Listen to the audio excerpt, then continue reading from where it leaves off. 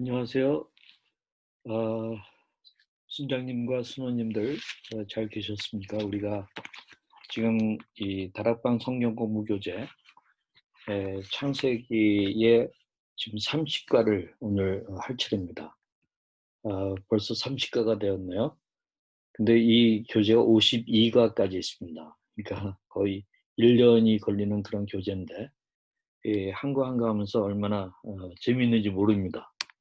이제 우리 PPT 자료를 좀 보면서 같이 나누도록 하겠는데요.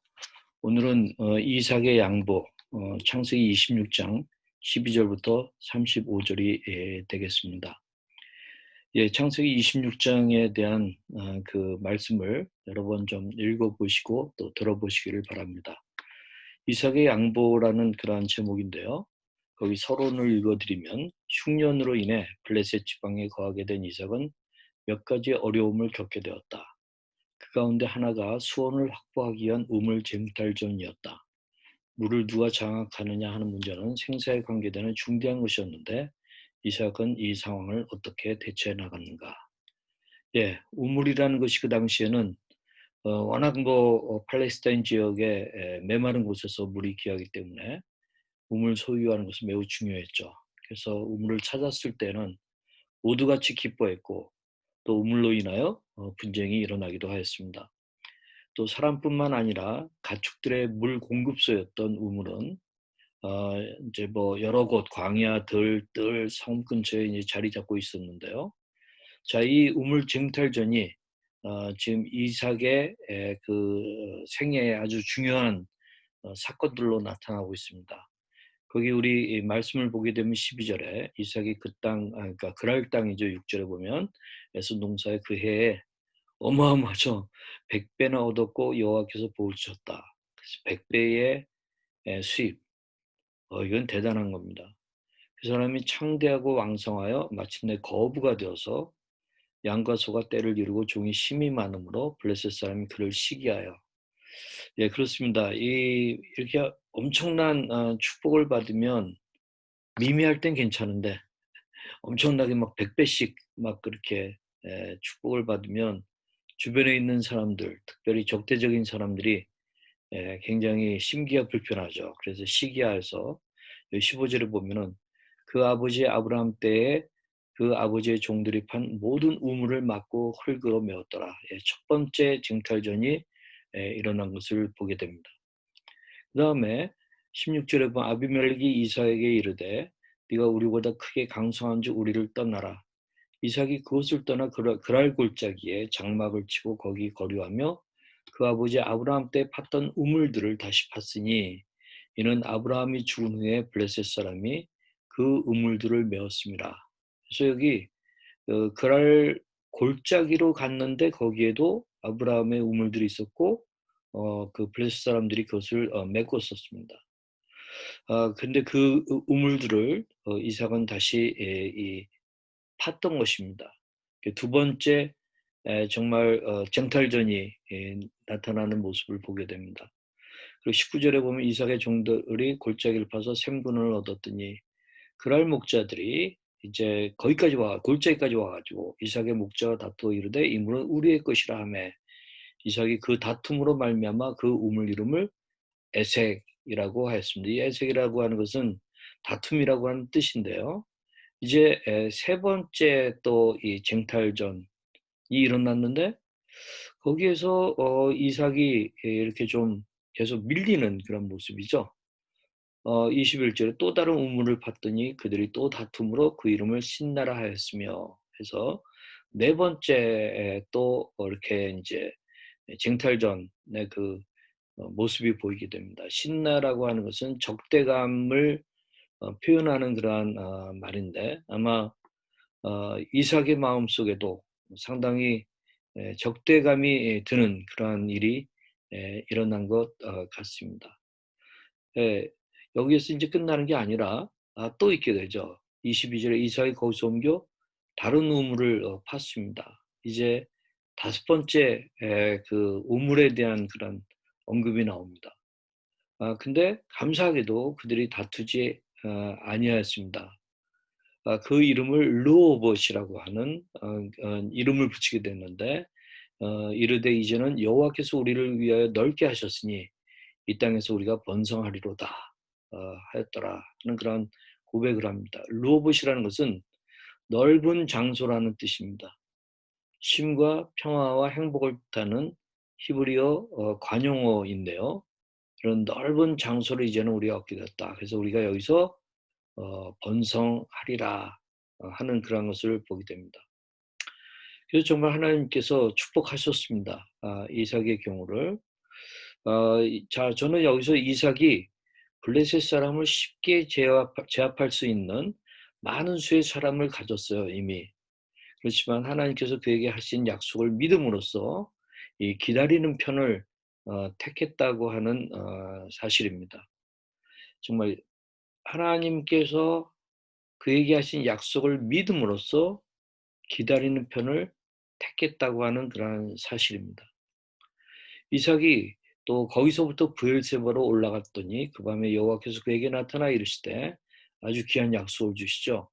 나는 내 아버지 아브라함의 하나님이니 두려워하지 말라. 내 종 아브라함을 위하여 내가 너와 함께 있어 네게 복을 주어 내 자손이 번성하게 하리라 하신지라 하는 아브라함에게 주셨던 약속을 이삭에게 또다시 허락해 주셨습니다. 하나님이 직접 나타나신 것입니다. 그러니까 이삭이 그곳에 제단을 쌓고 여호와의 이름을 부르며 거기 장막을 쳤더니 이삭의 종들이 거기서도 또 우물을 팠다 해가지고 여섯 번째 그 우물을 파고 하는 그런 일들이 일어난 것을 보게 됩니다. 그리고 또 이어서 그렇게 되니까 이 아비멜렉 왕이 그 친구들 아마 같이 동맹을 맺고 있는 사람들이겠죠. 아웃삭과 군대장관 비골과 더불어 그랄에서부터 이삭에게로 온지라. 이삭이 그들에게 이르되 너희가 나를 미워하여 나에게 너희를 떠나게 할거늘 어찌하여 내게 왔냐? 그들이 이르되 여호와께서 너와 함께 계심을 우리가 분명히 보았으므로 얼마나 중요한 표현입니까? 이삭과 함께 하시는 하나님을 이들은 느꼈습니다. 그렇기 때문에 약간 두려웠습니다. 그렇기 때문에 이제 계약을 맺자라고 제안하죠. 우리의 사이 곧 우리와 너 사이에 맹세하여 너가 계약을 맺으리라 말하였노라. 너는 우리를 해하지 말라. 이는 우리가 너를 범하지 아니하고 선한 일만 내게 행하여 내가 평안히 가게 하였음이니라. 이제 너는 여호와께 복을 받은 자니라. 사실 그렇지 않았죠. 여기 평안하게 가게 한 듯 하였지만 실질적으로는 우물을 놓고 경쟁했고 우물을 파면은 또 막 그것을 흙으로 메우고 하는 그런 일들을 했기 때문에 이삭이 옮겨갔던 것입니다. 양보하고 옮겨갔던 것입니다.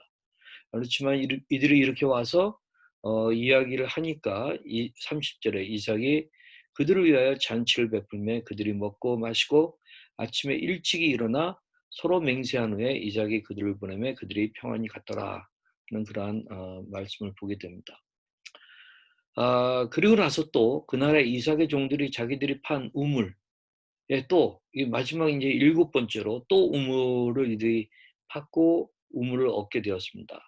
이삭에게 와서 알려 이르되 우리가 물을 얻었나이다 하매 그가 그 이름을 세바라 한지라. 그러므로서 그 성읍 이름이 오늘까지 부엘세베더라 하고 말씀이 이렇게 나오고 있습니다.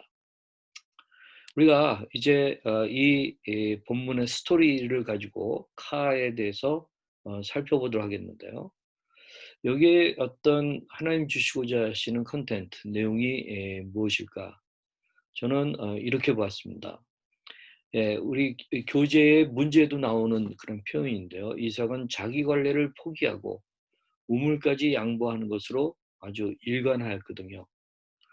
이삭은 블레셋 사람을 쉽게 제압할 수 있는 많은 수의 사람을 가졌지만 하나님께서 그에게 하신 약속을 믿음으로써 기다리는 편, 즉 양보를 택했다. 제가 조금 아까 말씀드린 얘기를 다시 여기에 중요한 컨텐츠로 지금 삼았는데요. 하나님께서 그에게 하신 약속을 믿었기 때문에 기다리는 편, 즉 양보를 택했던 것입니다. 여러분, 힘이 없어 하는 양보, 이것은 믿음이 아닌 인간적인 양보입니다.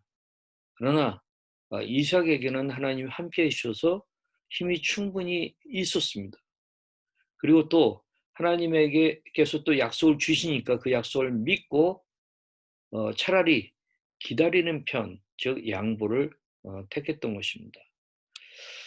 저는 마태복음 5장에 우리 예수님께서 우리 하나님의 자녀들에게 이렇게 말씀하시는 것을 보면서 다시 한번 마음에 좀 또 무거운 마음을 갖지만 그러나 믿음의 그런 결단을 좀 하고자 하는데요. 39절부터 42절까지 읽어드립니다. 그러나 나는 너희에게 말한다. 악한 사람을 대적하지 말아라. 누가 내 오른뺨을 때리거든 왼뺨도 돌려대어라. 너를 고소하여 속옷을 빼앗고자 하는 사람에게는 고도까지 주어라. 누가 내게 억지로 오리를 가자 하거든 십리를 가주어라. 내게 요구하는 사람에게 주고 꾸어달라는 사람에게 거절하지 말아라. 참 엄청나게 어려운 그러한 말씀입니다. 그러나 우리가 하나님께서 함께 해주시고 하나님께 순종하면 또한 형통케 해주시는 것을 믿는 가운데 우리가 사람들과의 관계에 있어서 어떤 속된 생각으로 같이 막 싸우고 그런 것보다 믿음의 관점에서 정말 이 오른뺨을 때리거든 왼뺨도 돌려대는 그러한 일들, 속옷을 빼앗고자 하면 겉옷까지 주는, 또 오리를 가자 하면 십리를 가주는, 정말 주고 꾸어달라는 사람에게 또 거절하지도 않는, 참 이 어떤 양보의 그런 그 길을 이야기하고 있습니다. 창세기 13장에 보게 되면 아브라함과 롯의 사건 가운데 그들이 서로 다 번성하게 되니까 그 목자들끼리 서로 다투는 일이 자꾸 생겼습니다. 그래서 아브라함이 나나 너나 내 목자나 네 목자나 서로 다투게 하지 말자. 네 앞에 온 땅이 있지 아니하냐? 나를 떠나라. 그러면서 아주 중요한 이 원칙을 얘기하죠. 네가 좌하면 나는 우하고 네가 우하면 나는 좌하리라 하면서 이렇게 헤어지게 된 것을 봅니다. 그때 롯이 눈을 들어 요단들을 바라본즉 소알까지 온 땅에 물이 넉넉하니 여호와께서 소돔과 고모라를 멸하시기 전이었으므로 여호와의 동산 같고 애굽 땅과 같았더라. 그러므로 롯이 요단 온들을 택하고 동으로 옮기니 그들이 서로 떠난지라. 아브라함이 이렇게 네가 좌하면 나는 우하고 네가 우하면 나는 좌리라 했으면 사실 롯도 바라본 땅이 그렇게 아름답고 풍성해도 오히려 믿음으로 제가 오히려 아브라함이 먼저 택하면 제가 그 다음에 하겠습니다라고 나왔어야 되는데 그런 양보는 없었습니다. 그저 탐욕에 의해서 롯은 움직였습니다. 그리고 아브라함은 롯에게 먼저 기회를 주고 양보를 하였습니다. 우리는 이러한 이 원리에 따라 살았던 아브라함에게 또 그렇지 못했던 롯에게 어떠한 일이 일어났는지 하는 것을 우리는 너무나도 잘 알고 있습니다. 자, 이제 한번 적용점을 좀 생각해 봤으면 좋겠습니다. 힘이 없어서 양보를 당하는 것이 아니라 우리가 힘이 있고 하나님 함께 해 주셨고 또 어떤 이제 그 능력이 있습니다. 그렇지만 믿음의 양보를 하는 그런 길을 가는 것이 하나님의 사람들의 공통적인 특징이라고 하는 그런 이야기입니다. 우리가 일반적으로 감리교회의 창시자를 존 웨슬리로 생각하지만 역사적인 실태에서 보면 감리교회로 발전하게 된 공동체를 처음으로 결성한 사람은 조지 휘필드였습니다. 왜냐하면 최초의 칼빈주의 감리교 협회, 이것은 웨슬리의 감리교 협회보다도 18개월이나 빨리 결성되었습니다. 1742년 9월 장막이라는 곳에서 휘필드의 사상과 정신을 따르는 3천여 명의 사람들이 정기적으로 모여서 예배를 드렸습니다. 그리고 1743년 말쯤에는 영국 내 다양한 지역에 무려 60여 군데의 공동체가 세워지게 되었습니다. 사람들은 이 조직체를 통틀어 휘필드의 감리교 공동체라고 불렀습니다. 이로써 휘필드의 감리교와 웨슬리의 감리교가 양립하게 되는 그런 일이 된 것입니다.